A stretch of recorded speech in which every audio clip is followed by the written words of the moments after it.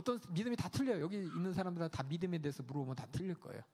왜냐하면 성경에서도 로마서요, 또 야고보서에서도 분명히 믿음에 대해서 다르게 정의하고 있습니다. 똑같은 믿음이란 글자지만 내가 2 더하기 2는 4다 이거 믿느냐, 아니면 나 너 믿어, 얼마 빌려줘, 믿으니까 빌려줄게, 이런 관계의 믿음이냐.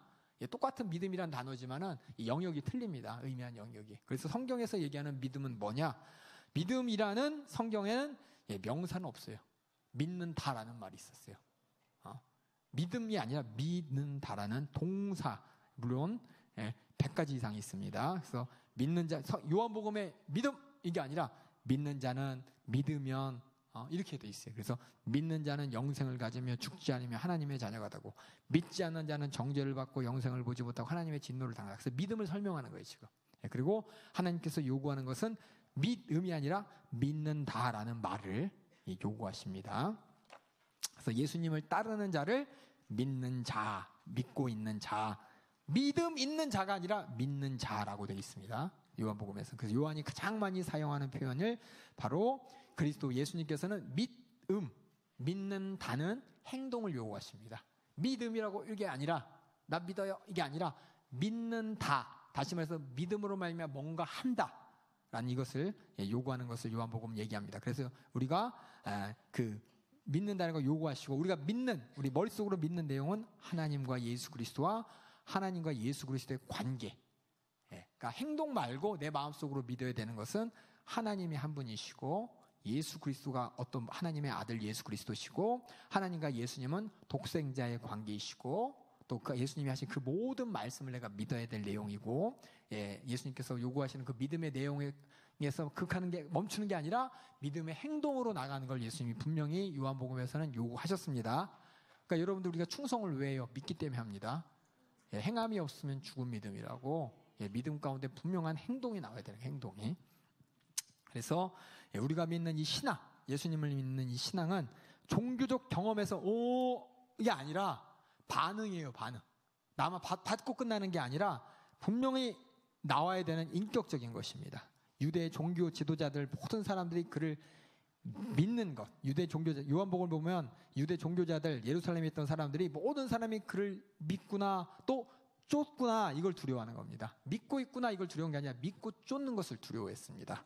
그 다음에 예수님은 보지도 않고 믿는 사람들에게 특별히 축복이 선포된다고 하셨습니다. 왜냐하면 다음 세대에게 줬죠. 다음 세대에게. 다음 세대들은 예수님을 만났을까요? 안 만났을까요?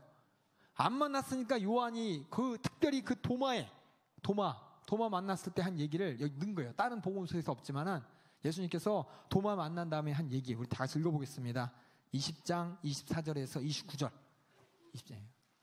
다른 복음서에서 없지만 이 요한복음에 믿는 다음 세대들을 위한 복음서라는 복음서, 그들을 위해서 쓰였다는 것이 도마의 그 고백을 통해서 알 수 있어요. 또 20장 24절에서 29절 한 절씩 교독과 제가 먼저 읽을게요. 12 제자 중 하나인 디두모라 하는 도마는 예수 오셨을 때 함께 있지 아니한지라.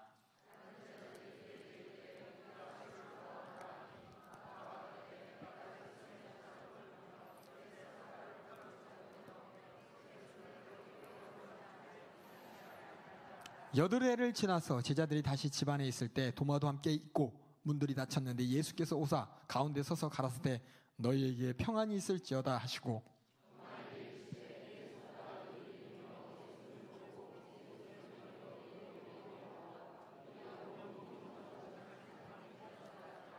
여기 보면 믿음 없는 자가 되고 믿지만 믿는 자가 되라 했죠. 도마가 대답하여가되 나의 주시여 나의 하나님이시이다. 29절 시작. 예수께서 가라사대 너는 나를 본고로 믿느냐? 보지 못하고 믿는 자들은 복되도다 하시니라. 다시 말해서 요한복음의 독자들한테 너희는 보지 않고 이렇게 믿으니 얼마나 복이냐. 그러니까 여러분들이 우리 복된 겁니다. 얼마나 도마보다 훨씬 복된 거예요. 그 당시 예수님의 생전에 믿었던 사람들보다 우리는 보지 않았지만은 믿음으로 말미암아 주님이 우리와 함께 일하시고 또 성령이 일하시는 이것을 다 확실히 믿고 있기 때문에 훨씬 복된 겁니다. 그 다음에 뒤에 볼게요. 그리고 예수님께서는 특별히 요한복음에 보면은 요한복음 17장 한번 볼게요. 17장 이거 여러분 꼭 보셔야 돼. 여기 제가 지금 얘기하는 지금 얘기가 바로 우리에게 해당되는 거기 때문입니다. 요한복음 17장 내용이 다 뭐냐면 예수님께서 기도하는 내용이에요. 우리가 주기도문만 알고 있죠? 주로. 근데 17장 전체가 너무 길어서 우리 외우지 못하잖아요. 그렇죠? 17장 전체를 보면은 예수님이 기도를 하셨는데 뭔 내용이었는지 잘 모르겠다. 뭐라고 하셨는데 기억하시는 분 없죠? 제가 이거를 정확하게 세 가지 알려드릴게요. 세 가지. 17장은 세 부분으로 기록되어 있는데 하나는 뭐냐면 예수님께서 자기 자신을 위해 기도하셨습니다. 17장 예수님이 기도 첫 번째 자기 자신을 위해 1절부터 5절까지가 예수님께서 본인을 위해 기도하신 거예요. 한번 읽어볼까요? 우리 한번 17장 읽어볼까요? 1절부터 우리 5절까지 한 절씩 제가 먼저 읽을게요. 예수께서 이 말씀을 가지고 눈을 들어 하늘을 우러러 가라사대 아버지여 때가 이르렀사오니 아들을 영화롭게 하사 아들로 아버지를 영화롭게 하옵소서.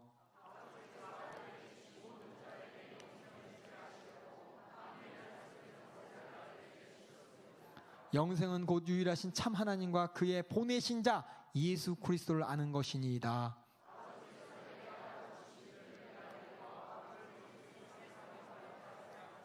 아버지여 창세전에 내가 아버지와 함께 가졌던 영화로서 지금도 아버지와 함께 나를 영화롭게 하옵소서. 이게 뭐냐면 예수님께서 본인을 위해 기도하신 거예요. 아버지께서 영화로운 그 영화 나도 이번에 영화롭게 하셔서 그게 뭐예요? 하나님이 하나님다우신 것을 나타내는, 다시 말해서 하나님의 사랑을 온전히 나타내는 그 십자가에서 하나님의 그 사랑을 진하게 나타낼 수 있도록 해주십시오라고 하는 예수님의 기도가 1절부터 5절이고, 그 다음에는 6절부터 19절은 제자들을 위한 기도입니다. 6절부터 19절은 제자들을 위한 기도인데 안 읽을 거예요. 너무 길어서. 그 다음 20절부터가 중요해요. 20절부터는 뭐냐? 제자들이 아니라 20절부터 누구를 위한 기도인지 한번 읽어보겠습니다. 20절부터 26절까지 제가 먼저 읽을게요. 내가 비옵는 것은 이 사람들만, 제자들이에요. 제자들만 위함이 아니었고 또 저희 말을 인하여 나를 믿는 사람들도 위함이니.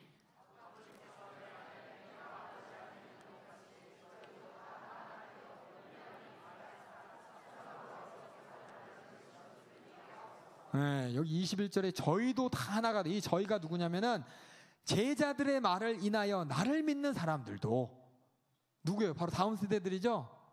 다시 말해서 그 제자들 말고 제자들을 통해서 복음을 들어서 믿은, 다시 말해서 그 다음 세대들도 위에서 예수님께서 지금 20절부터 26절까지 그들을 또 위해 기도하신 거예요. 그러니까 17장에 예수님께서 기도하실 때 먼저 자기 자신이 영화롭게 하기를 기도하고, 두 번째는 자신들의 제자들을 위해 기도하고, 세 번째는 그 제자들을 통해서 예수 믿을, 복음을 받을 그 믿는 사람들을 위해 기도한 게 17장의 내용입니다.